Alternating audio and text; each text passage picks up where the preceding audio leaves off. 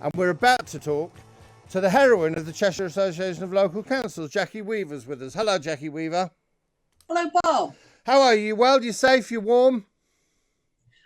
Definitely warm. Husband sees to that with the central heating. Yeah, safe. Ventured out for the first time in 2 weeks today. Where'd you go? Am I allowed to say? A supermarket. Yes. Yeah.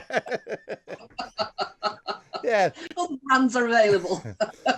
Now, Jackie Weaver, this thing went out on Zoom and it went viral and it was very funny and ha ha ha and people, and it was that little 15 minutes.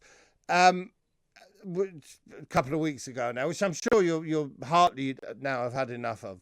But do you know, when I saw it, like, you got to see this, really funny. And then there was a sort of couple of days, and then I thought, actually, what you're seeing there is what happens when people aren't in the same room together, talking together like normal human beings and with the same etiquette and levels of politeness. And that made me think, that's very funny, except that's how the world is being run at the moment. There's no parliament, there's no cabinet meetings. Everything that's happening at the moment is happening on a Zoom meeting. And so what do you think, what I'm really wanting to ask you today is, what do you think the lessons are that need to be learned from that very funny Handforth Parish Council meeting? Well, I mean, I think there's a couple of things. That you're absolutely right. There is something inherently funny about, elderly gentlemen absolutely losing it, because I think we're always kind of assuming that they are in control and sometimes a bit politically incorrect, but that's about as far as it goes. So when you see somebody really lose it, I think part of it's embarrassment and part of it is just plain funny. But I guess for me, what's been kind of interesting is how many people have got in touch with me and said that in different walks of life, that has been their experience. And for me, as kind of like an older woman who, maybe experienced that 20, 25 years ago, I really did think the world had moved on since then. But that doesn't seem to be the experience of many. And I think you're absolutely right about the glass screen. And to me, it's a bit like the old cars at the traffic lights. And the things that people do behind their windows at traffic lights is, yep. I think the worst ones I've seen is picking the nose and swigging from a bottle of scotch. Because I say this, everyone found it, and I said my kid showed it to me. In fact, no, my son showed it to me. He sent it to, I'll tell you who didn't find it funny, my daughter, who's in her early 30s and works in quite a male-dominated world, who said, yeah, okay, what's funny is people not understanding Zoom and not knowing when they're muted and when they're not. And yeah, what's not funny is the fact that it is still a tactic to think he who shouts loudest will be heard. Absolutely. And I guess, again, behind the scenes, people say to me, well, don't you think this shows parish councils in a bad light? But actually, I don't think it has done. I mean, I think for me, it's shown that actually people do take a stand when it comes to bad behaviour. And it really helps us with the kind of longer agenda that we've had, which is about trying to improve the standards in some councils. I mean, I have to keep pushing that, Rob, because, most councils are filled with people who are passionate about their local communities. And sometimes that passion spills over into intemperate language, but you do not regularly see behaviour like that. But do you think that the fact that it was on a Zoom meeting led to that behaviour being even worse than it would have been? If those people had been, if that person had been talking to you personally, he wouldn't have referred to you as Jackie Weaver. He'd have surely would have spoken to you and said, by the way, if I could just say, we're not all talking over each other now because we're in the same room. I'm slightly worried about the legitimacy. Surely it would have been better done.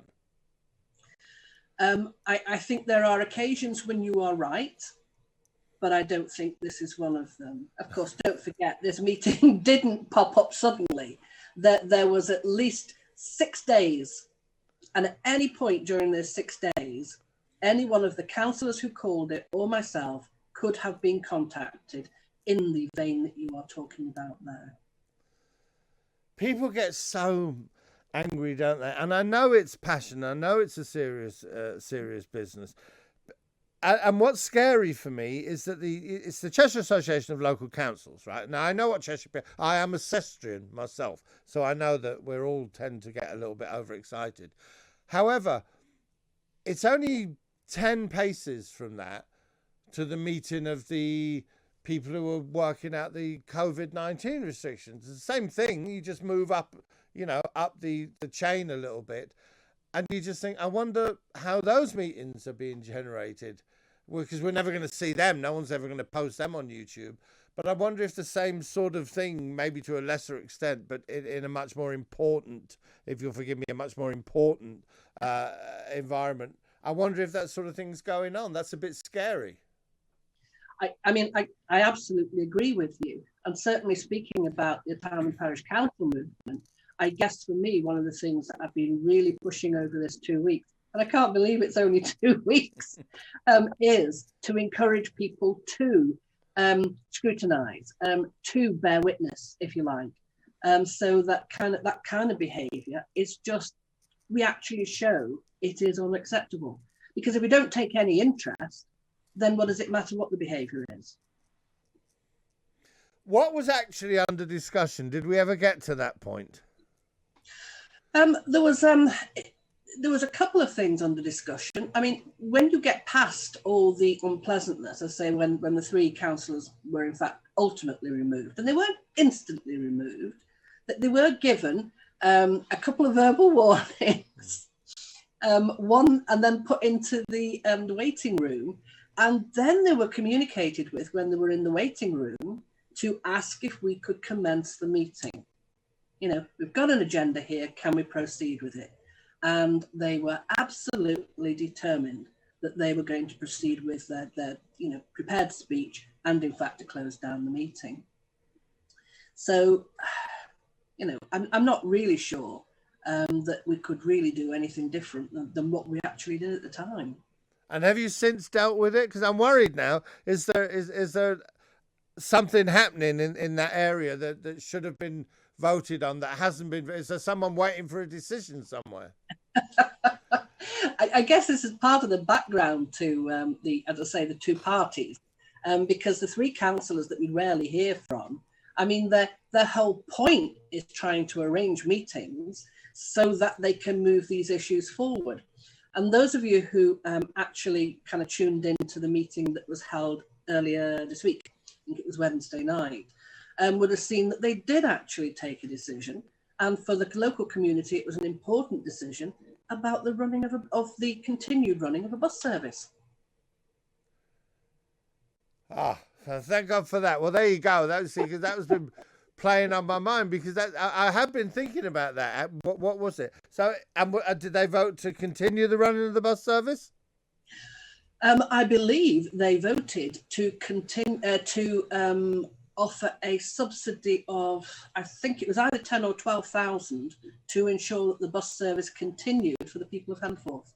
You see, I live in London now. I've lived in London for a long time. But as I say, I spent my youth in Chester and the surrounding villages. I had a job that took me around Middlewich and Northwich and all these lovely little villages. And so people who live in London probably don't understand, because we're ruled over by the Greater London Council, as it used to be, the GLC, County Hall, and we've got a mayor, and there's big decisions made here. They probably don't understand that in other parts of the country, there are just as important decisions to be made about things that don't even cross people's mind in London. London's got TfL, Transport for London, a multi-billion pound organisation that decides on buses and trains. But where you are, these are important decisions that local people have to make and have to finance. Yeah. Well, first of all, the people of London are not safe. Parishes are heading your way because there are areas of London that are currently being parished. Are there really? I didn't know that. And if you want to find out more, you do have parishes in the London area. Do check out the National Association of Local Councils website.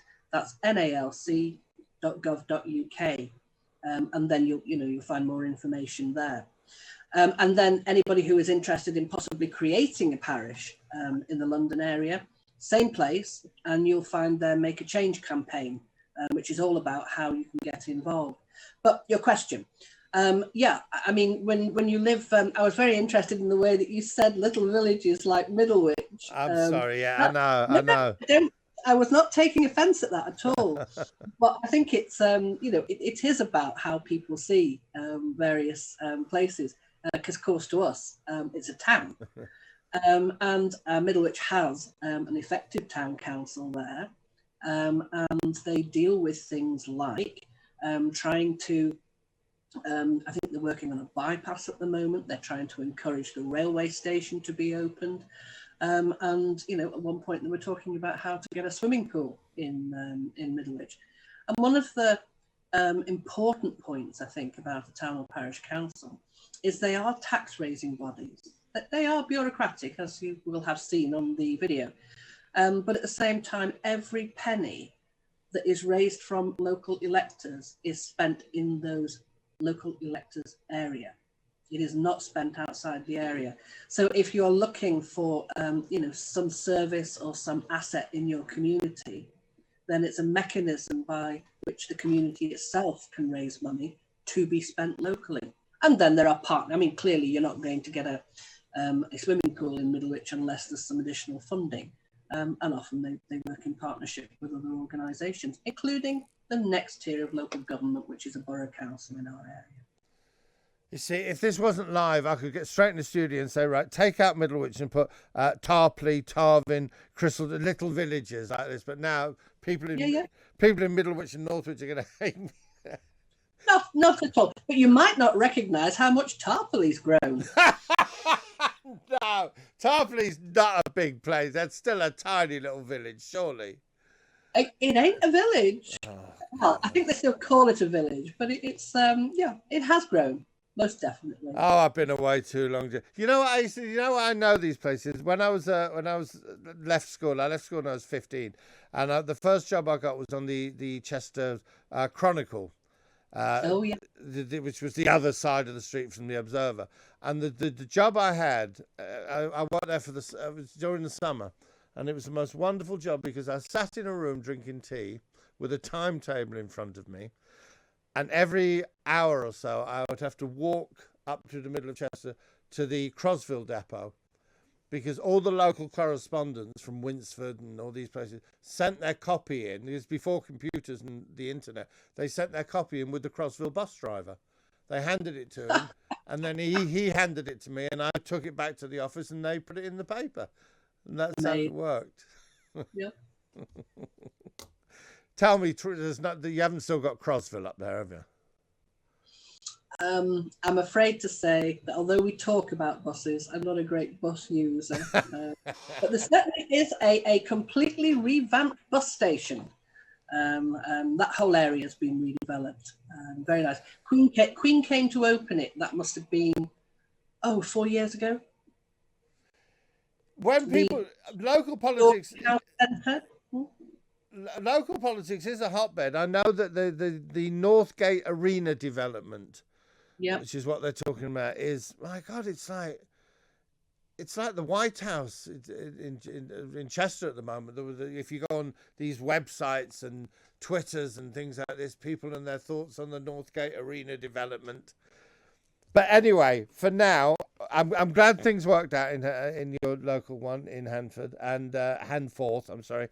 And the buses got run, and hopefully people will watch that and they'll think, oh, that's funny, but then later they'll think, you know what, I've got a Zoom meeting tonight, maybe I should just be a bit more cautious about how I talk and how I act. So let's hope that happens, Jackie. It wouldn't hurt if we were all a little kinder. Lovely. Thank you so much. Been a pleasure talking to you, Jackie Weaver. You listen to Bob Mills on talkRADIO.